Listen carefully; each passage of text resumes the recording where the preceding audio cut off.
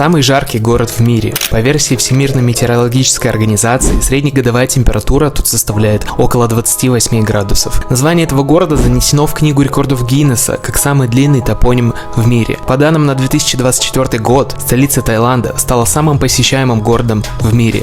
Более 22 миллионов приезжих туристов с разных стран. Это больше, чем в Париже, Лондоне и даже Нью-Йорке. Это я все о Бангкоке. В этом видео поделюсь прекрасными 5 днями, проведенными тут. Первое, с чего хочу начать, это с парков. И как умело мегаполис с населением в 11 миллионов человек справляется с задачей обеспечения инфраструктуры и комфорта жизни для людей. Бинджикити парк находится в самом центре города, недалеко от станции метро Сукхумвит и станции BTS Асок. О транспорте чуть позже. Парк был разбит на месте пруда Табака площадью 200 на 800 метров, который был выкопан и осушен. Тут полностью запрещена уличная торговля, поэтому, приходя сюда, побегать или покататься на велосипеде, берите водичку с собой и необходимые перекусы также. Купить на месте не получится. Это место подойдет не только для активных видов деятельности, еще и для тихой прогулки с разговорами по душам. Я был удивлен тому, насколько тайцы спортивная нация и как много времени они уделяют пробежкам либо растяжкам, как раз в таких местах, как парк Бинджикити. Ребят, ну это такие потеряшки, я прошел, мне кажется, 10% от всего парка, а может быть даже меньше. Чтобы вы понимали, я сейчас вам покажу быстренько. Вон там был вход, то есть я тут прошел, не знаю, метров 200, я просто не могу идти дальше, не сделав какую-нибудь фотографию, видео. Но вот посмотрите, как рядом с этой красотой не сфотографироваться, не снять какой-нибудь контент. Закладывайте на всякий случай на часик побольше, чем вы планировали на этот парк, потому что, ну, очень видно, как ухаживают за ним, все чистенько, аккуратненько. Если что-то на полу лежит, то это максимум листья, либо цветы от растений. Вот это явно какой-то козлина сделал. Это первое, что я здесь увидел за все время. Ребята, рекомендую Бинджикити парк, 100% ваш виш-лист по посещению Бангкока. И если вы все-таки тут побывали, то следующим поинтом обязательно идем в Люмпини. Это парк по соседству с Бинджикити. Они соединены надземной пешеходной дорожкой, проходящей в том числе через красивые водно-болотистые зоны. Друзья, может показаться, что я иду по дороге. Конечно же, вон те люди совсем выдают всю правду, но вы, наверное, понимаете, что я хочу сказать. Это пешеходная дорога. Вот такая трехполосная, ну ладно, пускай двухполосная, в центре Бангкока, в таком посещаемом городе.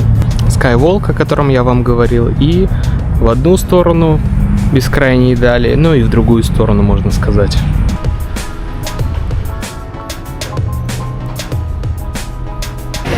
Между парками Бинджикити и Люмпини, куда мы дальше отправимся, есть такой небольшой участок, где сконцентрирован колорит местных жителей, причем, мягко сказано, не богатых. Тут, пожалуйста, вещички замоченные в тазике, дети, дом на доме, провода, где-то окна вообще заколочены деревяшками, где-то просто створ, который закрывается деревянной дверью. Ну, так или иначе, мне кажется, друзья, они находят минуту, миг, момент прогуляться по парку Бинджикити либо Люмпини и все-таки чувствовать счастье от жизни.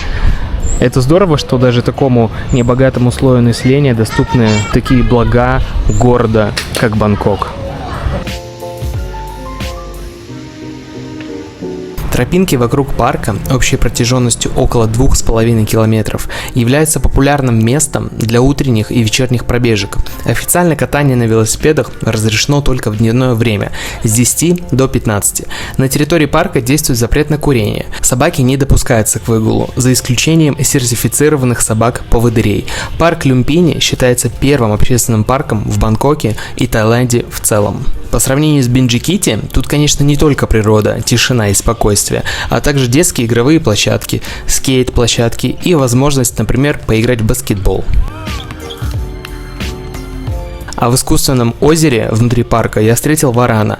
Скучное зрелище, честно говоря, ведь он почти не шевелится. Это был насыщенный день, который я закончил, сняв обувь и походив босиком по ровному выстриженному газону с видом на пальмы и небоскребы.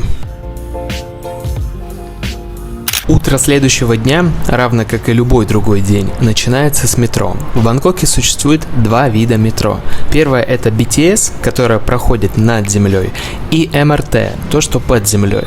Это вкратце, что нужно знать о транспорте, чтобы добраться в любую туристическую точку города. В метро работает кондиционер, а порядочные милые тайцы даже выстраиваются в очередь перед входом. Но романтика на этом заканчивается, ведь внутри всегда так. Я приехал в достаточно пафосный коммерческий райончик Бангкока, станция Чит Лом. Тут припарковался 9-й в мире по величине торговый центр Central World и чудесные новогодние инсталляции на площади перед этим магазином. А также просто стильный магазин Apple, кстати, крупнейший в Юго-Восточной Азии. Но туда мы вернемся чуть позже, будучи уже богатенькими и с деньгами. Поэтому давайте сначала поменяем валюту. Я долго не думая почитал русские форумы про обменники в Бангкоке и узнал об обменнике Super Rich.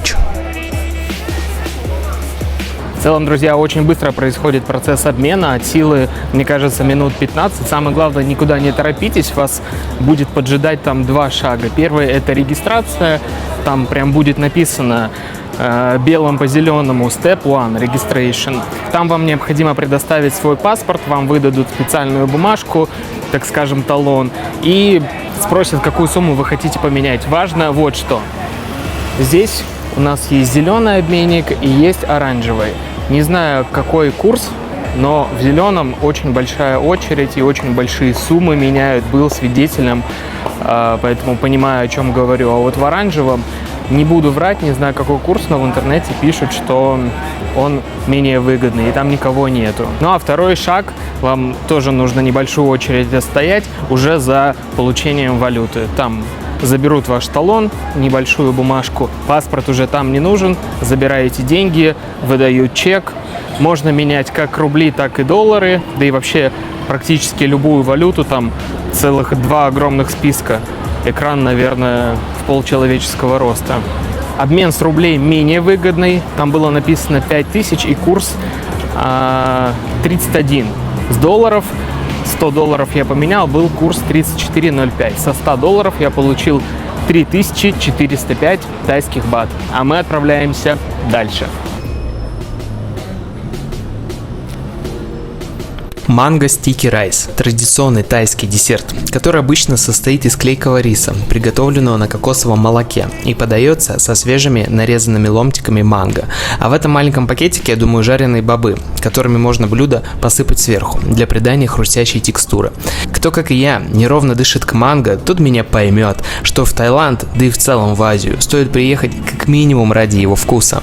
Порция блюда на уличном фудкорте в центре города обошлась в 100 бат.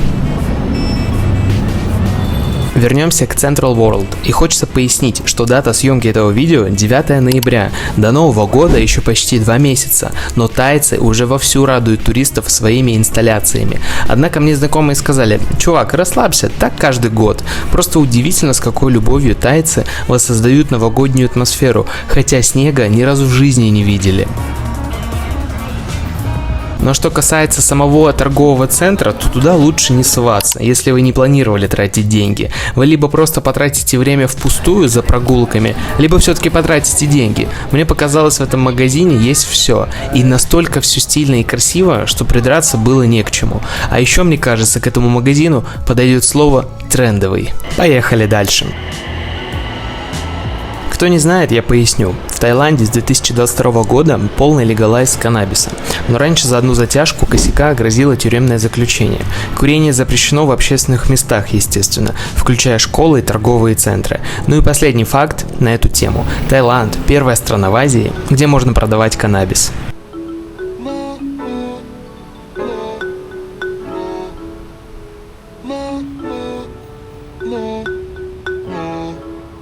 Marché Tonglor. По сути, это просто магазин, но со своей особенностью. Тут нету дверей, все пространство находится под открытым воздухом. Тут не нужно ничего покупать или заказывать. Сюда можно просто прийти и быть. Быть и наслаждаться этой зеленой красотой.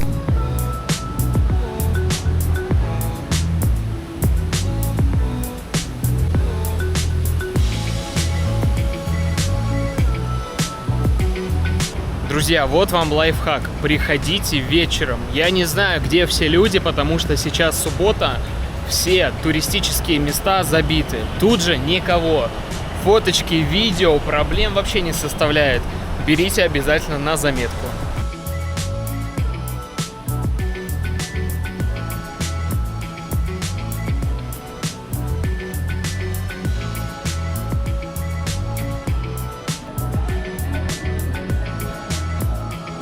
В пространстве Market & Glore я повстречал ребят из СНГ, и они мне порекомендовали поехать в еще один ТЦ под названием Icon Siam. Честно говоря, я меньше всего планировал в поездке в Бангкок зависать в бесполезных торговых центрах, но спойлер, оно того стоило.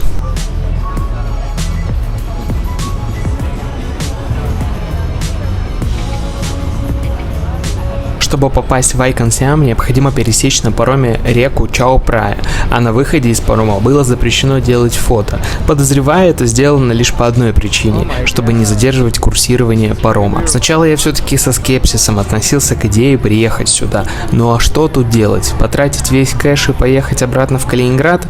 А потом я присмотрелся получше и увидел, что на территории проходит выставка ретро-авто, например, Мерседесы, Бентли. Еще чуть-чуть времени, и вот я уже кладу чаевые за голос прекрасной исполнительницы, после чего включили разноцветный фонтан, и это было волшебно.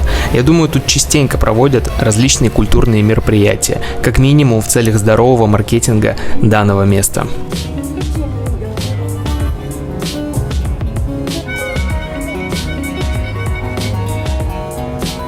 Внутри Icon Siam выглядит как место, где можно кайфовать, но кайфовать долго не придется, потому что рано или поздно толпа ткнет тебе в спину, и ты проснешься, потому что людей там очень много, но это красиво.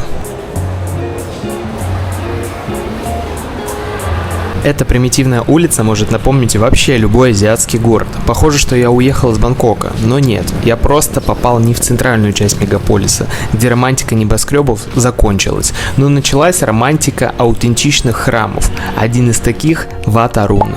Буддийский храм Wat Arun – одна из самых известных достопримечательностей Таиланда, хотя храм существует по крайней мере с 17 века, а его характерный пранг, башня самая высокая, была построена в начале 19 века. Во времена правления Рамы II и Рамы III, поэтому, повстречав там туристов из Америки, да, они мне сказали, что 20 лет назад тут вообще никого не было, а сейчас это туристическая мекка. В целом и хорошо, что вокруг храма все еще не возвышаются современные небоскребы, потому что тут ощущения от Бангкока, в хорошем смысле этого слова, обнуляются, и ты попадаешь на пару часов в другой мир. Вот даже не знаю, это порядковый номер фотографа на этот день или просто рандомная жилетка, но одно точно могу сказать, тут проходит бесчисленное количество фотосессий. It's okay. Thank you.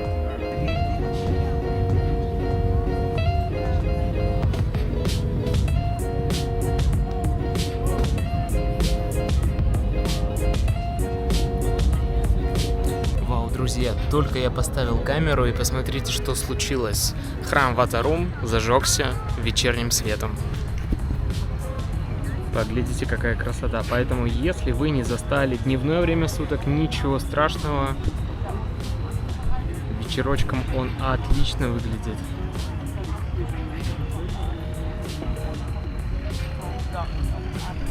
Друзья, после того, как посмотрите храм Wat Arun, обязательно покиньте территорию и пройдитесь по саду. Тут такие выстриженные газончики, тут же можно и посидеть, отдохнуть, деревца смотрите как на подбор. Обратите внимание, какая тут большая территория. Ну и последнее, что хотел бы затронуть в этом видео, волнующий для всех вопрос: что по деньгам за жилье? Друзья, и давайте напоследочек вам покажу мой отель, где я останавливался. У меня как раз 10 минут до выхода, чтобы покинуть пространство, чемодан мой собран. В общем, из удобств: кондиционер, отличное тихое место, кровать двуспальная, небольшая рабочая зона с телевизором, с феном, розеток очень много, электричество хорошее, Wi-Fi тоже отличный, мойка, холодильник, шкаф и небольшая ванная комната с душевой кабиной, унитазом и умывальником.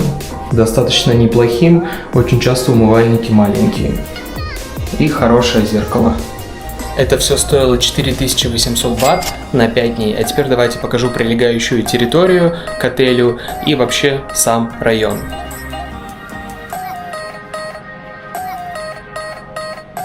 Прямо на входе в отель расположилась очень уютная зеленая зона, где можно посидеть, выпить чего-нибудь холодненького. Или можно выпить чего-нибудь холодного в кафе прямо на первом этаже отеля. Ну и присутствует чисто символический небольшой тренажерный зал 3 на 2 метра. Так выглядит дорога прямо к отелю. Давайте пройдем дальше в сторону метро. Покажу, как меняется загруженность на дороге. Сейчас здесь очень комфортно, в целом вечером прям, можно сказать, тихо. Поэтому расположение, мне кажется, я выбрал удачное. Так выглядит дорога в сторону метро. Она чуть более оживленная, хотя вот иду и думаю, где бы поймать вам побольше, на каком моменте мопедов и машин. Ну, тут видно, что просветы в том числе есть, да. Движение более оживленное, но все равно как бы терпимо, мне кажется. Вот мы дошли до оживленной центральной улицы. Как раз тут вход в метро. Станция BTS Punawiti. BTS самое главное надземное метро. Тут очень, конечно, оживленно. 4 полосы, даже 6 полос едет транспорт. На этом мы закончили. Спасибо за внимание. Увидимся в следующем трипе из Вьетнама.